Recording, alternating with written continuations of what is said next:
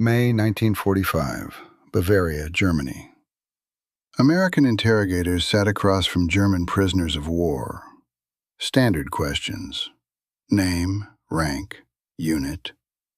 Then something unusual appeared in reports. Multiple prisoners in different camps asked the same impossible question. When do we start fighting the Russians with you? The interrogators wrote it down, sent reports up the chain. Third Army G2 intelligence logged the accounts, filed them, classified them. Headquarters got nervous, not because prisoners were asking, because of what they had heard about General George S. Patton. This is the story of what German prisoners of war believed was about to happen in May 1945, why they believed it, and why American command worried that Patton's anti-Soviet views had become too visible, even to the enemy. May 1945. War ended. German prisoners asked American interrogators one question: when do we start fighting the Russians with you? Headquarters filed nervous reports. Patton's views had spread too far. Subscribe. May 8, 1945. Victory in Europe. Germany surrendered. War officially over. American, British, Soviet forces occupying Germany. Millions of German soldiers became prisoners of war. Disarmed. Awaiting processing. Uncertain futures. American Third Army under Patton held tens of thousands of German prisoners across Bavaria and Austria. Standard procedure involved interrogation. Intelligence officers questioned prisoners about units, equipment, casualties. But in May 1945, interrogators started hearing something unexpected. Prisoners asking questions back, not about their fate, about American intentions towards Soviet Union. Third Army G2 intelligence reports documented the pattern. Confusion about post-war alignment. Some expressed belief that Americans and Germans might cooperate against Soviets. Others asked when they would be rearmed. Intelligence officers noted these were not isolated incidents. Multiple camps, different backgrounds, similar assumptions. Why were German prisoners asking this? German prisoners of war had sources of information. Guards talked, night shifts at the wire, cigarettes shared, conversations overheard. American soldiers discussed the news, what generals were saying. Patton's name kept coming up, his Third Army, his views about Soviets. Some guards mentioned Patton's frustration with Soviet behavior, his statements questioning the alliance, his belief the real enemy was not defeated yet. Prisoners listened from their side of the fence, drew conclusions. German officers maintained networks. Even as prisoners of war, Wehrmacht officers passed information, monitored American newspapers when possible, tracked which commanders said what. They knew Patton had clashed with Eisenhower over policy, knew Patton valued action over calculation, knew he saw Soviets as threat. If any American general might break with official policy, German intelligence believed it would be Patton. Then there was Patton himself. May 1945 saw him touring Bavaria, meeting with officials trying to understand the new order. His comments about Soviets grew less filtered, more open than other commanders. According to various accounts, Patton spoke loosely around visitors and staff. That Soviet threat was growing, that America might have made strategic error, that Germans and Americans shared an enemy now. Not official policy, personal opinions of one general, but visible enough that word spread. German prisoners, hearing fragments from multiple sources, believed the pattern meant something. The real problem was not what prisoners believed. The real problem was why they had reason to believe it. Third Army G2 intelligence logged prisoner statements about expected cooperation. Intelligence officers flagged it as development worth tracking. The reports moved up, from camp interrogators to G2 section, from G2 to 3rd Army headquarters, from 3rd Army to Supreme Headquarters Allied Expeditionary Force, from Supreme Headquarters to Eisenhower's staff. Each level read the same pattern: prisoners asking about fighting Soviets, prisoners expecting rearmament.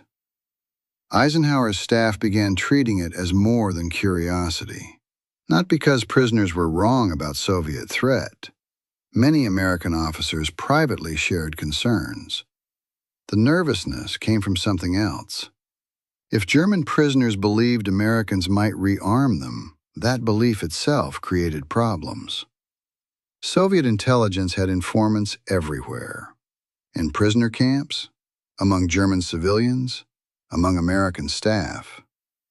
If Soviet intelligence learned that German prisoners expected to fight alongside Americans, diplomatic explosion would follow. Stalin was already suspicious. This would confirm every paranoid assumption. Second problem involved occupation.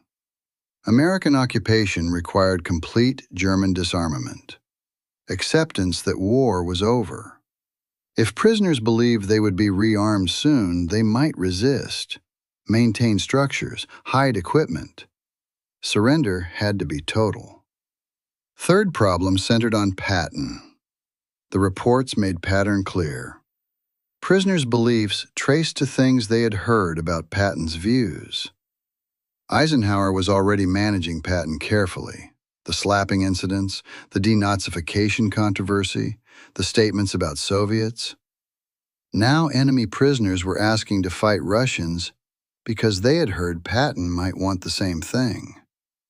A general's private opinion had become strategic risk. This was no longer just about Patton being difficult. This was information security problem. This was diplomatic time bomb.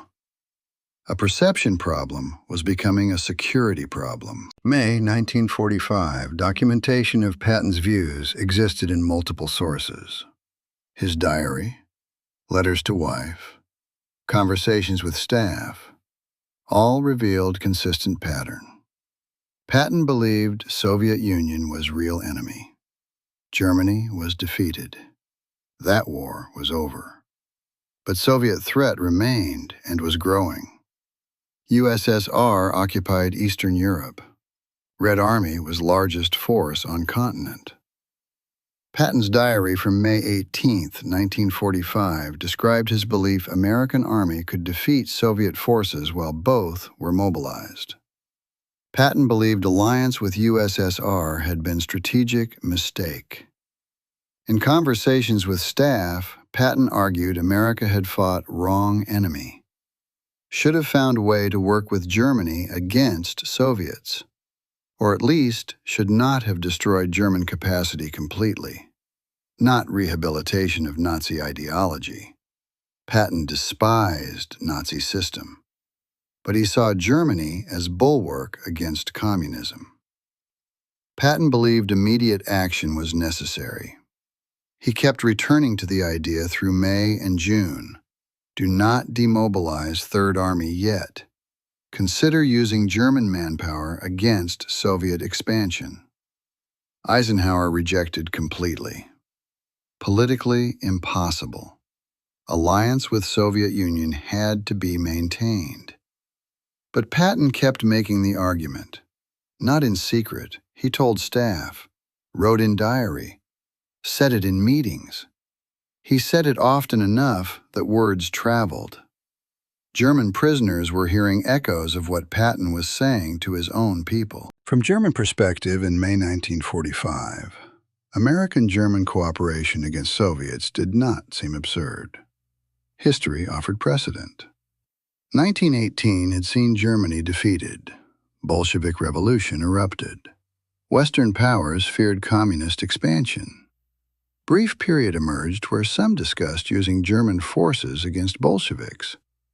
It did not happen. But the idea had existed. Germans remembered. Ideological alignment seemed logical. Wehrmacht officers saw themselves as professional military opposing communism. Many had fought Red Army for 4 years, witnessed Soviet brutality. American rhetoric emphasized democracy, freedom. To German prisoners, this seemed to align against Soviet totalitarianism more naturally. Practical calculation drove the assumption. Red Army occupied Berlin, Warsaw, Vienna. Millions of Germans now lived under Soviet control. If Americans truly wanted to stop Soviet expansion, prisoners believed Americans would need help. Only Germany had officers with experience fighting Soviets. Then there was Patton's reputation. Everything prisoners heard about Patton fit the profile. Aggressive, anti-communist, impatient with restrictions. Exactly the type of general who might bypass diplomatic channels and make battlefield decisions. So prisoners asked when they would start fighting alongside Americans. Supreme Headquarters and Eisenhower's staff implemented responses to contain the situation. Headquarters pushed guidance down to prisoner camps. Reduce prisoner access to newspapers. Control what guards discussed within earshot. Not complete blackout, but careful management of information flow. Official policy guidance was reinforced. No German rearmament would occur. Complete disarmament remained mandatory. Commanders were reminded to correct such speculation immediately. Eisenhower increased monitoring of Patton's public behavior. Through May, June, July of 1945, Eisenhower repeatedly reminded Patton to maintain proper posture regarding Soviets. Express concerns through proper channels. Do not fuel speculation. American liaison officers with Soviet forces received instructions. Monitor for any indication Soviet intelligence had picked up on prisoner expectations. The goal was singular. Contain the perception before it escalated. Before Soviet intelligence filed reports to Moscow. Before diplomatic crisis erupted. Before perception became reality. No German rearmament occurred in 1945. Despite prisoner expectations, despite Patton's advocacy, Americans did not rearm German prisoners. Washington did not want new war. 3 great powers had defeated Germany together. Splitting that coalition immediately after victory was impossible to explain. On the ground, American soldiers wanted to go home. Families wanted loved ones back. Public wanted peace after 4 years of global war. On the map, Red Army numbered 12 million troops in May 1945. Battle-hardened, occupying Eastern Europe. American forces were exhausted, supply lines stretched. War with Soviet Union would have been a catastrophic gamble. And morally, rearming forces complicit in Nazi crimes created disaster American leadership could not accept. This did not erase what Germany had done. It only revealed how fast alliances can rot when new enemy appears. The result was clear. German prisoners were processed through standard procedures, disarmed, sent to camps, eventually released. Some were recruited later for intelligence operations, but not as combat forces, not as Patton's envisioned coalition. The prisoners' expectations never materialized. September 1945. Patton's accumulated statements reached breaking point. Press conference September 22nd saw Patton compare Nazi Party membership to being Republican or Democrat. Public outrage followed. Eisenhower removed Patton from Third Army Command, reassigned to Paper Organization. December 9, 1945, car accident left Patton paralyzed. December 21, 1945, Patton died, never returned home. His papers were published decades later. They confirmed what German prisoners had heard. Patton had wanted to fight Soviets immediately, had discussed rearming Germans, had believed alliance was strategic error. The prisoners had not been wrong about Patton's views. They had been wrong about America's willingness to act on them. 1945 through 1991 was Cold War. Many of Patton's fears about Soviet expansion would later echo Cold War reality. Soviet domination of Eastern Europe, communist expansion, arms race, nuclear standoff. 1950s and 1960s saw American policy shift. West Germany was rearmed, became NATO member. German military rebuilt against Soviet threat. Exactly what Patton had suggested. Just 6 years later, after Soviets had consolidated control, after strategic moment had passed, historical question remains. What if Patton's approach had been adopted in May 1945? Could Soviet expansion have been stopped earlier? Or would it have triggered World War III? Historians debate, but German prisoners in May 1945 were asking practical questions based on information they had gathered. And headquarters filed nervous reports because the question revealed operational security problem. Patton's position had become visible enough that enemy prisoners knew about it, believed it might become policy. The problem was not that prisoners were misinformed. The problem was that they were too well informed about views that were supposed to remain private. What German prisoners heard about Patton reflected substantial accuracy. He did want confrontation with Soviets. He did discuss rearming German forces. What prisoners misunderstood was the gap between one general's views and national policy. Patton was one commander. Eisenhower, Marshall, Truman held different positions. Democratic process, war exhaustion, moral considerations all prevented Patton's approach. Why headquarters got nervous makes sense. Not because prisoners were fabricating, because they had assembled accurate picture from fragments. Patton's views had spread beyond American command, had reached defeated enemy, had created diplomatic vulnerability. The reports documented specific moment, May 1945, one war ending, another conflict forming. Uncertainty about who would be ally and enemy. German prisoners asked logical question. If America fears Soviet expansion and Germany fought Soviets, why not cooperate? The answer involved layers of political reality, moral complexity that took years to articulate. But in May 1945, for a brief moment, the question hung in interrogation rooms across Bavaria, and headquarters filed reports with growing concern. Because Patton's private obsession had become public enough that even defeated enemy knew about it, and wondered when next war would start. German prisoners asked when they would fight Russians, based on what they heard about Patton. Eisenhower chose coalition harmony over Patton's conviction. 6 years later, West Germany rearmed anyway. Subscribe for military history that shows the cost of being early.